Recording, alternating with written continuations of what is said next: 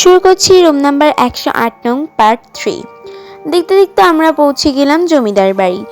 বাড়ি দেখতে অনেক সুন্দর ছিল। সবাই দৌড়ে গেল বাড়ির ভেতর। খালি আমার আর আয়েশার একটু ভয় করছিল, তবে আমরাও কিছু মনে না করে ভেতরে চলে গেলাম। ভেতরে গিয়ে দেখতে পেলাম সেখানে রয়েছে অসংখ্য রুম, যা গুনেও শেষ করা যাবে না। বাড়িটা ছিল মোট 3 তলার। অনিকা বলল, এই তোরা যাই বল, বাড়িটা আমার অনেক ভালো লেগেছে।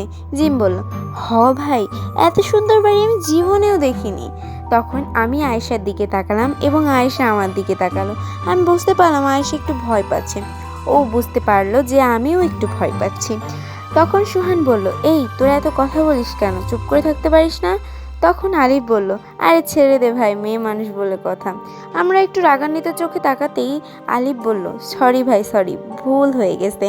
তখন অহিন বলল, এই তোরা এখানেই দাঁড়িয়ে থাকবি নাকি 3 তলা ও 2 তলার রুম দেখবি? চল। পরবর্তী গল্প পার্ট 3-তে।